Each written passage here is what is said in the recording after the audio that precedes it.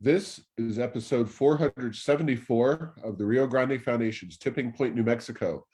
I'm Paul Gessing. And I'm Wally Drangmister. I'm president of the Rio Grande Foundation, New Mexico's free market think tank. You can find out more about the foundation at riograndefoundation.org.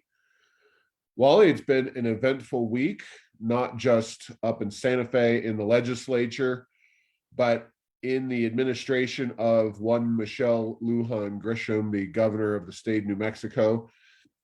She has seen the departure of several notable top-level officials in her administration.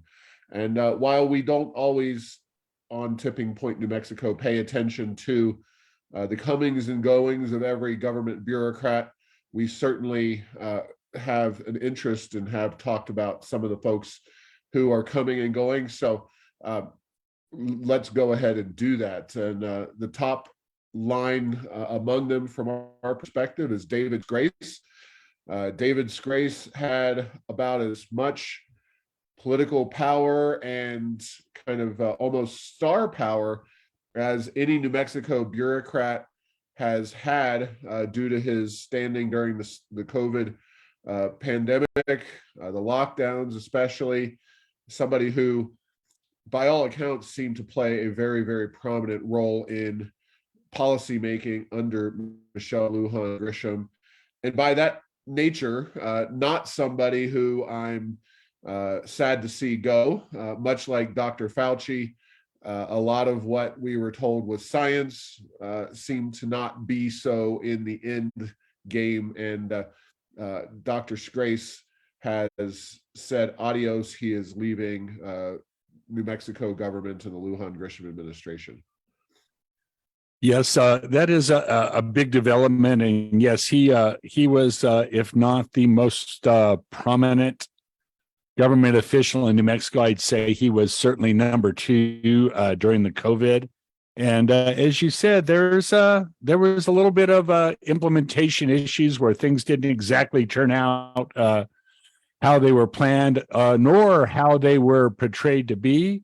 But we do wish Dr. Grace well. But I do think we've all learned a lot in terms of what is maybe some better management tools and techniques for public health than the ones that were necessarily implemented during the pandemic.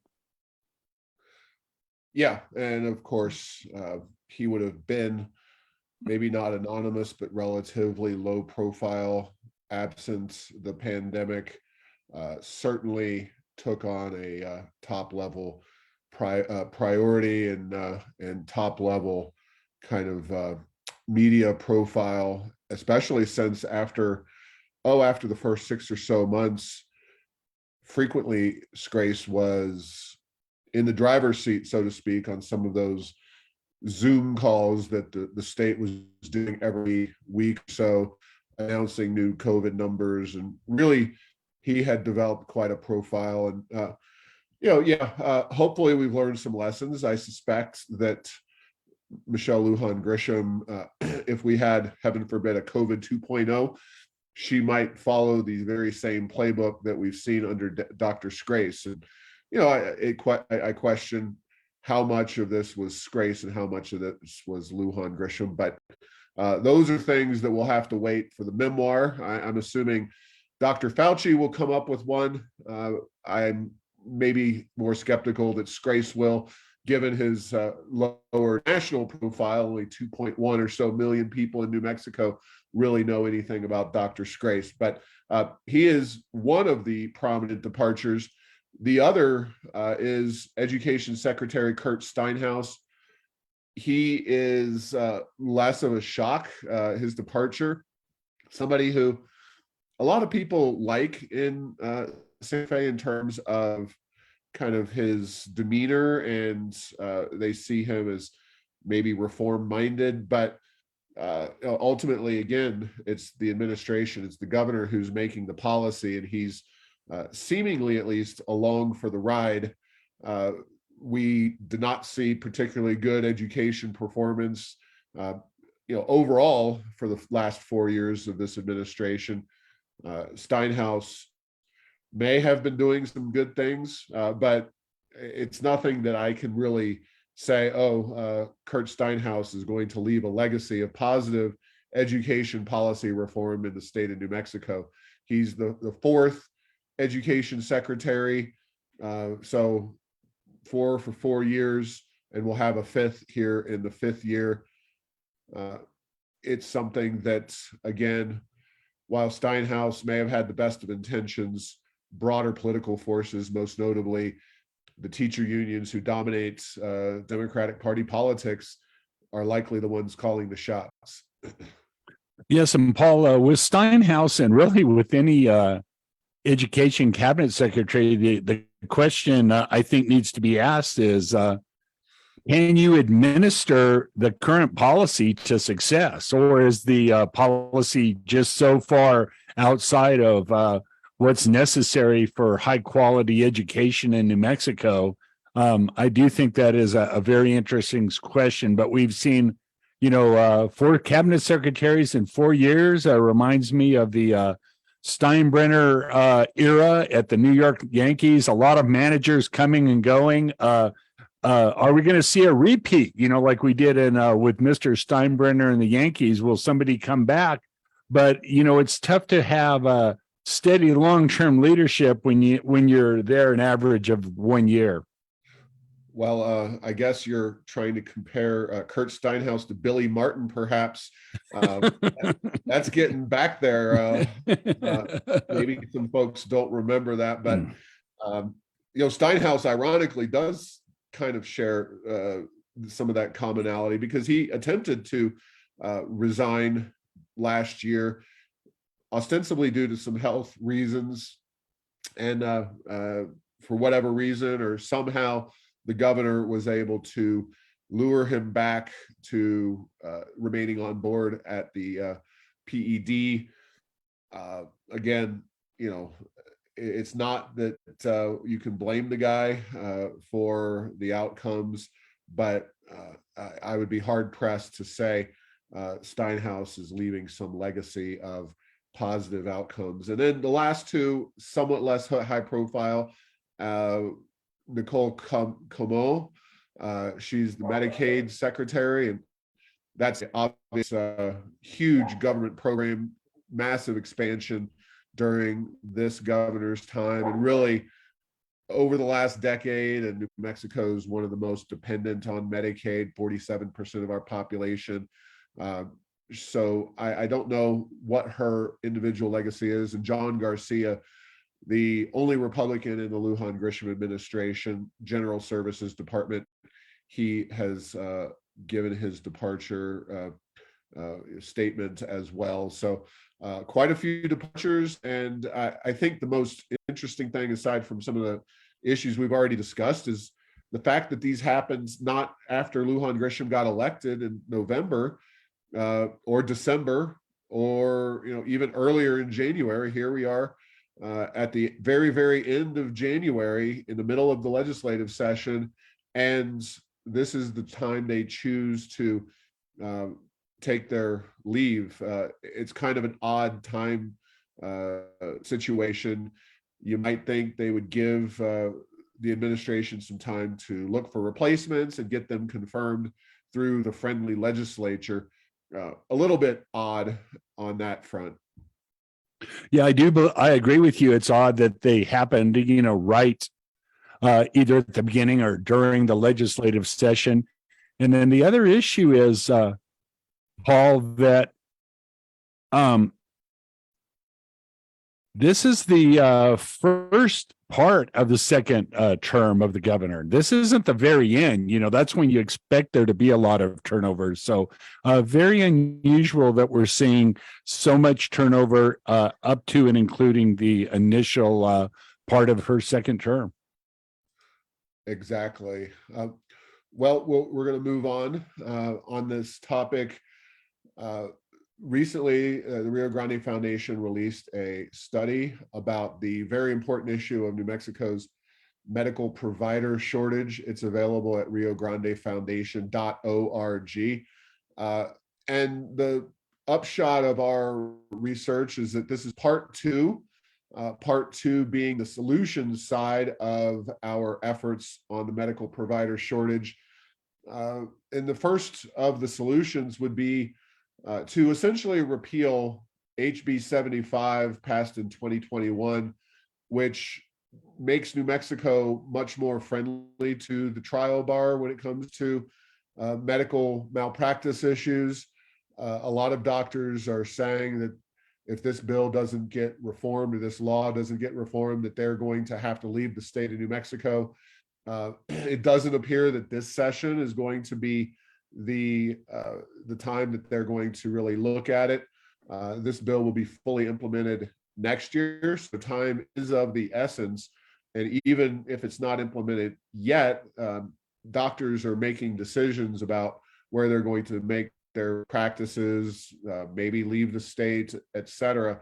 It really is something that should be addressed in this session, but for political reasons, it will seemingly not be. Taxation of medical providers via the gross receipts tax, reforming or eliminating that. Most states don't tax their doctors' incomes, and that's at a 7.75% rate here in Albuquerque. It's higher in most of the state, especially those rural areas. You're creating obstacles to attracting doctors, and that's not a good thing. Medicaid dependency, 47% of the states on Medicaid, as I mentioned just a minute ago. Medicaid does not pay at the same generosity as private insurance or even Medicare. So something that needs to be addressed in the healthcare reform efforts that would be undertaken. Unfortunately, it looks like the current legislature, fueled by oil and gas money, record surpluses, is going to go ahead and continue to expand Medicaid and expand the number of New Mexicans receiving that government program. And then finally, and one of the few silver linings of the big cloud that was COVID is telemedicine. Telemedicine and expanding that, and even doing more to make telemedicine a possibility in the state of New Mexico. It's something that a lot of people have gotten very comfortable with, and that's a good thing. Expanding scope of practice laws in terms of medical professional licensing is another area. Specifically, you get nurse practitioners, and back in the old days when I was a kid, you pretty much saw the doctor at the doctor's appointments and the pediatrician or whatever. Nowadays, nurse practitioners are what my kids tend to wind up seeing, and that may not be what people want, but getting a doctor, getting a medical provider is better than not having one at all. And I think you can use market forces to create those best case scenarios where you have the nurse practitioners and others being used correctly. And hopefully that is indeed happening. Obviously, the medical field is a very warped area of the economy. Yeah, just a couple of points is that, when you look at New Mexico, the dollars in are lower than they are a lot of places because of Medicaid, and the dollars out are higher, either due to higher insurance, and then whether you count the gross receipts tax as lowering the dollars in or increasing the dollars out, you could argue for either one. As you say, I do think alternative practice is a bright spot in New Mexico in terms of healthcare, but it tends to only work for certain types. It'll work for certain, primary care type of situations, but I don't think you want, nor is it really even feasible for certain specialties like emergency medicine, OBGYN. If you're having a heart attack, I don't think you want a Zoom call to be treated. And then finally, it is ironic that, this idea that we need to have higher and higher limits on malpractice in suits, that somehow that will make healthcare better and of higher quality, when, you can easily make the argument, if you set it too high, as many are arguing that it has been set in New Mexico, you're actually going to get a more dangerous healthcare system, because you don't have these specialized physicians who are incentivized to go elsewhere other than New Mexico. Yeah. So we'll be keeping on that. There's other solutions detailed in the paper. Again, go to riograndefoundation.org, and you can find these and other ideas that will help address the medical provider shortage. There are several bills in the legislature, most of which would really just pay more money for rural medical providers, as was discussed in the Albuquerque Journal this morning. There's other bills to pay off medical professionals, doctors, student loan payments. We do have a big oil and gas surplus right now, and I wouldn't be opposed to some of those priorities if we were also addressing some of the fundamental issues. But just paying more and more money out of our oil and gas surplus is not going to get the job done by itself. We need to do more to make New Mexico a more attractive place for medical professionals, and that starts with some of those ideas we just mentioned. Yeah, and Paul, as you said, New Mexico does not, and nowhere in the U.S., frankly, does not begin with anywhere close to a free market approach to delivering healthcare. There's layer after layer after layer of market distortion, regulation, requirements, and other things that some of the things that are required to even, keep New Mexico's head above water wouldn't be something that you would ever even contemplate as being good policy in a little more free market oriented system. But with the one we have, there are some things that, you might have to do that as a Band-Aid on a Band-Aid on a Band-Aid to improve access to medical professionals here in New Mexico. Yeah, moving on. Tomorrow, Wednesday morning, while we celebrated School Choice Week last week, some of the bills relating to educational choice that have gotten an early introduction into the U.S. Senate, or the U.S. Senate, the Mexico State Senate, are being heard, specifically 9 a.m. in the Senate Education Committee. So if you're inclined, I would highly encourage folks listening to or watching this on February 1st at 9 a.m. or via email as soon as possible. Send your state senators notes on SB 109 in support. That is Republican Craig Brandt.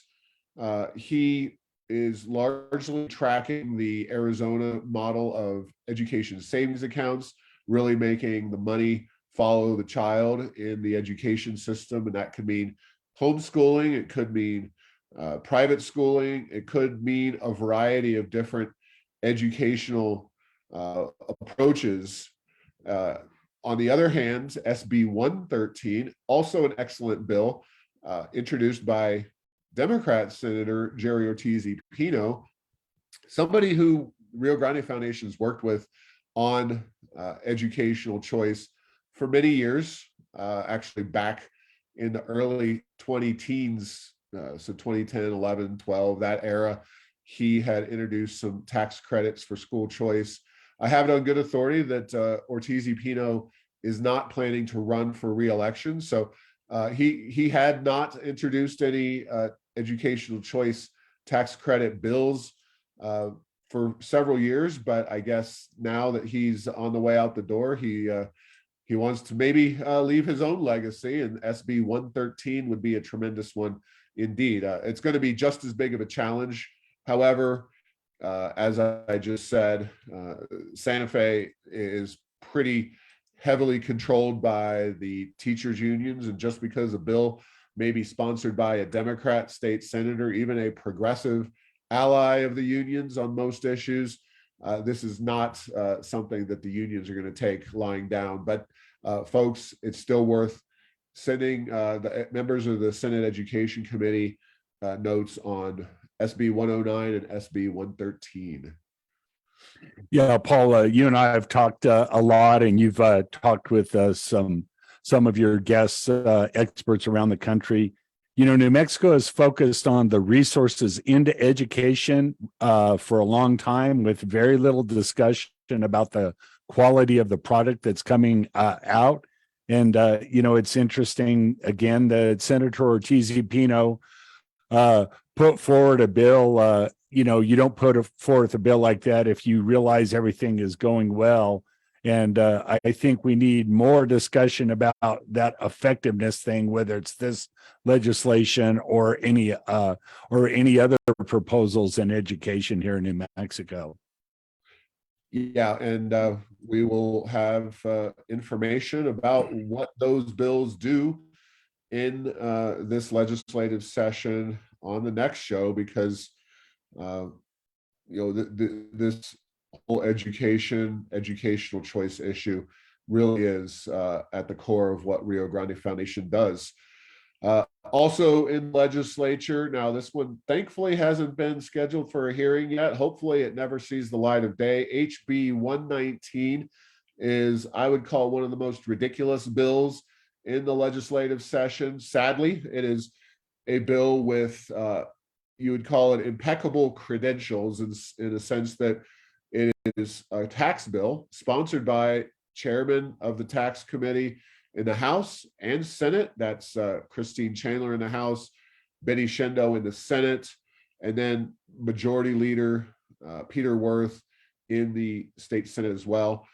The idea is to ramp up progressivity of New Mexico's personal income tax code.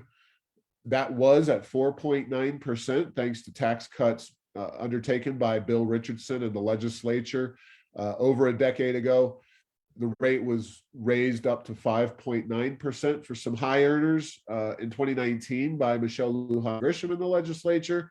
And now this bill is looking to take the top rate to 6.5% and then up to 6.9% depending on top brackets. So realistically, a 6.9% for really high earners, 6.5 would kick in for married couples earning $200,000 or more, which is definitely a good living, but it's by no means rich, even in the state of New Mexico. And you know, it just shows you, I think, how far the Democratic Party here in New Mexico in particular has moved to the left on tax issues.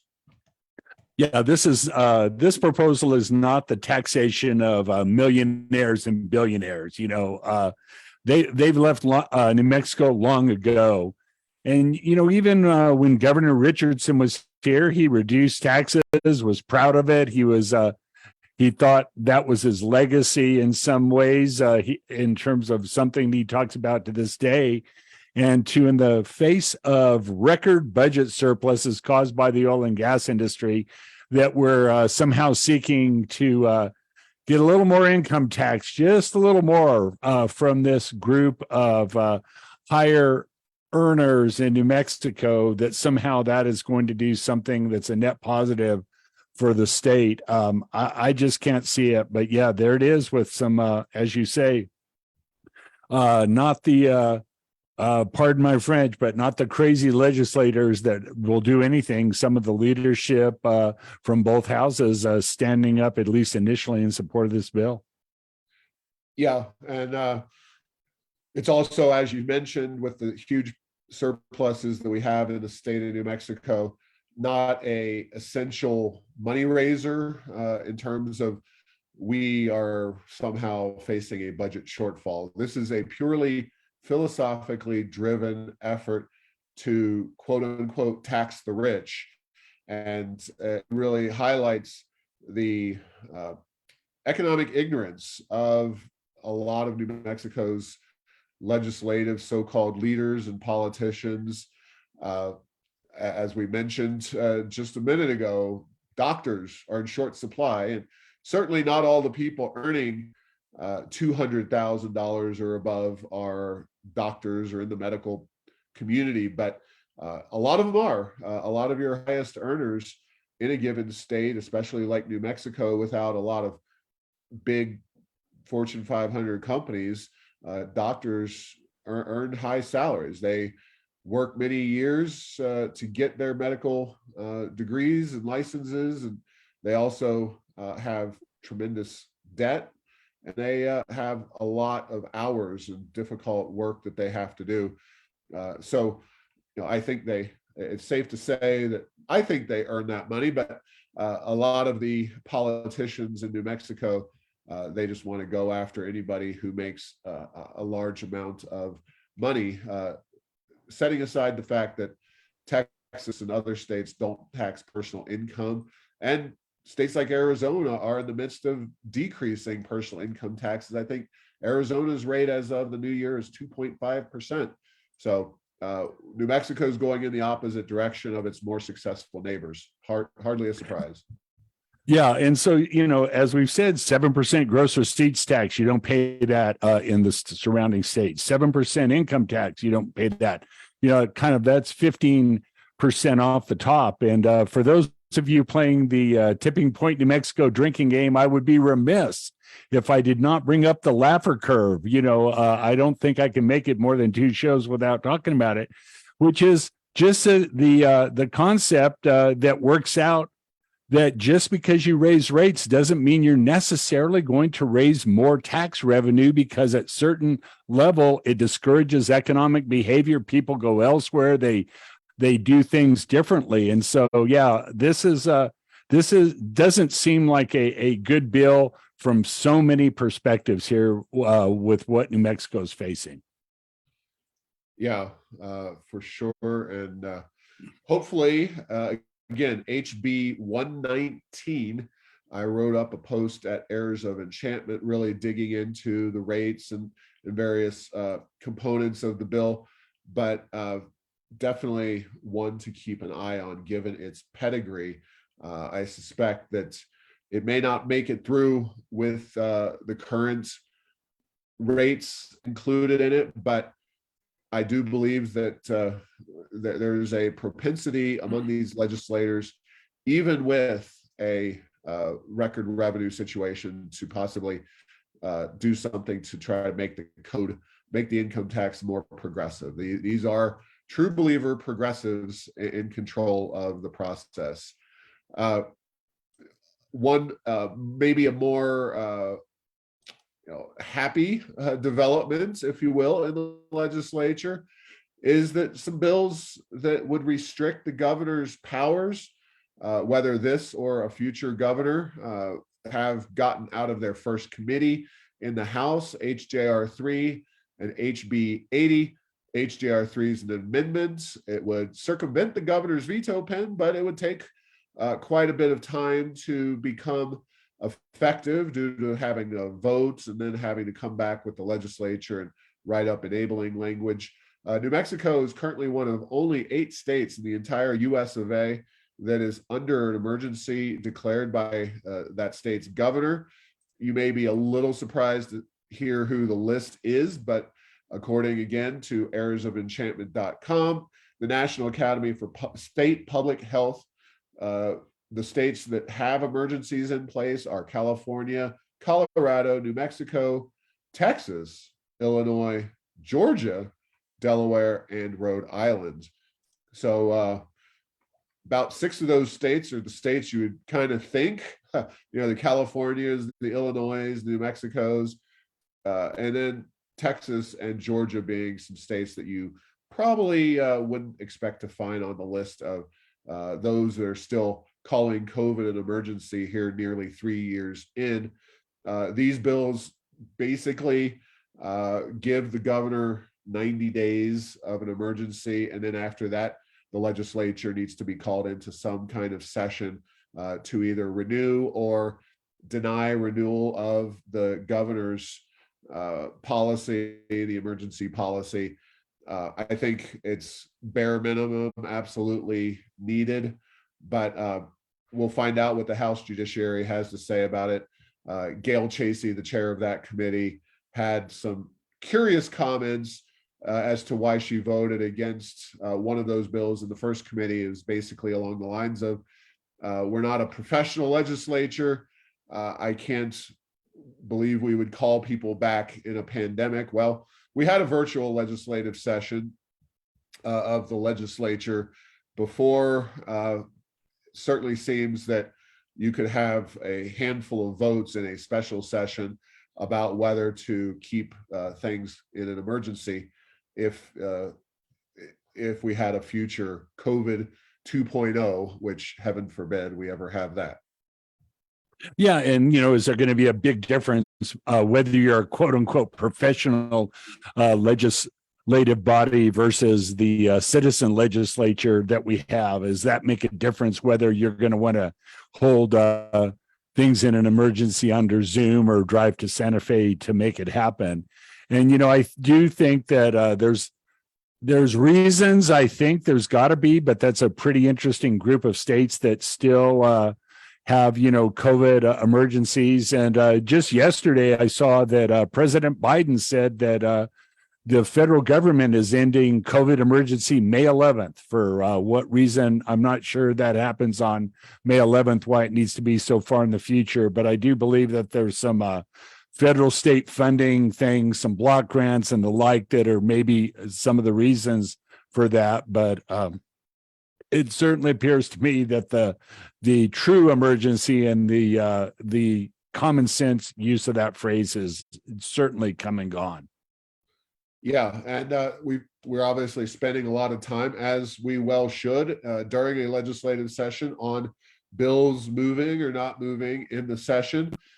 You can go to riograndefoundation.org, find the Freedom Index at the top of the page, and look for the bills that people are voting on in Santa Fe. We only include floor votes, so we're still a bit sparse in terms of the quantity of votes tallied in Santa Fe.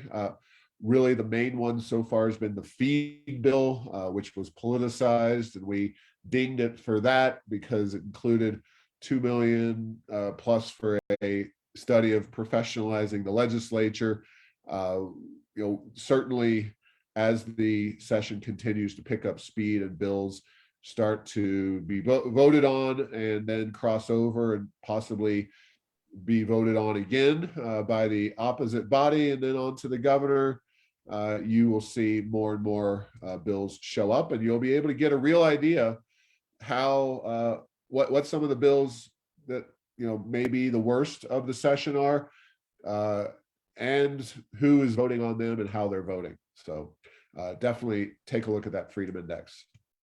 Yeah, and then Paul, you mentioned that the feed bill actually is a bill that you would score this year. Normally, that's one that is just the expenses of the session, but they threw some other things in there, reminiscent of our friends in Washington that tend to throw things in bills above and beyond what they were designed, and so that one actually has a scoring. Not a good sign. Hopefully, that's not a trend that will continue in Santa Fe. Yeah, and it's the politicization that we were concerned about, making policy in the feed bill, which is meant to keep the lights on in the roundhouse and fund the staffers and the per diems and those kinds of things, not to make public policy. The $2 million to put a study together on professionalizing the legislature. We're, as we've discussed, not necessarily opposed to that particular concept. We want to see details, and a study may or may not be a good way to come to those final details about our legislature. But finally, a brand new report from Wallet Hub indicates that New Mexico is among the very smallest states in the union. In this case, being 45th is a good thing in terms of the racial gap between the haves and the have-nots. Now, I should preface that it's a good thing in a sense of the word, and that, you know, you would argue that perhaps not having a big gap between the races is a good thing when it comes to wealth. However, uh, in New Mexico, in practice, that means we're all poorer than the average across the country, regardless of race. Uh, I think a lot of folks like yours truly would rather live in a state that is uh, maybe not as uniformly poor across racial and demographic boundaries, but actually has a lot more money, regardless of who has it. And you know, the Wallet Hub report is very interesting, Wally. We talked about some of the most unequal states, like Wisconsin, number 2, Minnesota, number 3, North Dakota, number 4, Nebraska, number 5. It really seems that those upper Midwest states really are where a lot of the racial inequality is, financially speaking. But those are also some relatively economically prosperous places.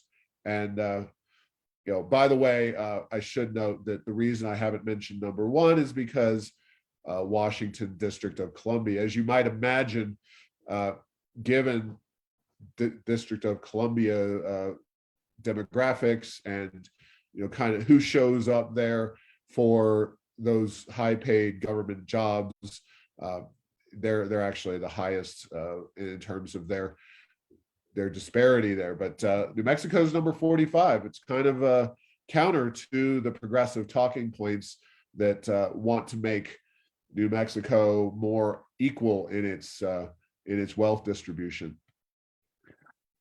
Yeah, Paul, there's a lot to think about here. I usually disagree with Thomas Friedman, but he said something to the effect that communism was a great system for making people equally poor. I think that maybe is what happens here a little bit in New Mexico. But this is a complex issue, and just because you have a high level of equality of incomes across the board, if they're all low and your state as a whole is struggling, I don't think that's any great thing to necessarily build your economy around. Having said that, I do think that New Mexico, in terms of opportunity for, it's a majority minority state in some respects, particularly if you count Hispanics as a minority. And so maybe you could argue that great strides have been made, but I don't think it's not this panacea of a policy that is something that frankly is driving good things across the board at any large scale, no matter what your income level is. Yeah, and I did a little analysis beyond the Wallet Hub report. Aside from, we know New Mexico is right there among the very poorest states in the country, according to one World Population Review. We are the 3rd poorest state in the country, so that's no good, regardless of whether you're white, black, Hispanic, or other. You want the state of New Mexico to perform better and have less poverty. Notably as well is the fact that New Mexico doesn't have any billionaires in the state of New Mexico. It's devoid of billionaires. In fact, according to visualcapitalist.com, there's a handful of states. Obviously, they tend to be of the smaller population level, but there in the Southwest of the United States, it's a black void of billionaires. And you can look at our neighboring states. Arizona, there's a billionaire. Utah, billionaire. Colorado, Oklahoma, Texas has one of the richest billionaires of them all. Not some oil and gas baron, but electric car, social media magnate, guy named Elon Musk, who folks may have heard of. Jeff Bezos, of course, born in Albuquerque, New Mexico, but he lives in Washington State. He's among this wealthy cadre of billionaires. And it just shows you that it's not just equality among kind of the average people of New Mexico. It's actually equality that goes all the way up to the number of billionaires. And some on the left may say, "Oh, this is good. This is something that we're proud of." But those billionaires are also job creators. They pay a lot of taxes, and oftentimes they're not involved in the oil and gas industry, which the left tends to dislike. But it really doesn't matter where you make your money. It seems like the left has a problem with that. And for all the oil and gas produced in New Mexico, it really seems to do most of its wealth generating at the high levels outside of the state. And I thought this was an interesting report and something definitely worth commenting on. Yeah, I know at one time Matt Chase from Artesia was listed as a billionaire on certain things. Maybe he did things a little bit differently and is no longer one. But we've had people flow through New Mexico as billionaires, but they tend to go elsewhere. And I do think even in the oil and gas industry, a lot of those folks, as things really started booming, they looked at New Mexico's gross receipts tax and then state income tax and decided that maybe a better place for them would be across the border in Midland, Odessa, instead of places like Hobbs and Artesia and Carlsbad. Yeah. Well, Wally, we're going to leave it there. We will see how things pan out the rest of this week and into next week. But of course, at this school choice hearing in the Senate Education Committee, my hope is that we'll get a couple of due passes, hopefully at least a due pass, but regardless, we'll be there, not in person, but another Zoom meeting. This one just couldn't get to the Roundhouse tomorrow morning. So thanks for listening to this week's episode. Find all episodes at tippingpointsnm.com or at the Rio Grande Foundation's YouTube channel. Subscribe to the show at Apple, Stitcher, or have your Google Home play Tipping Point New Mexico. Thanks to Path 3 Marketing for producing this show.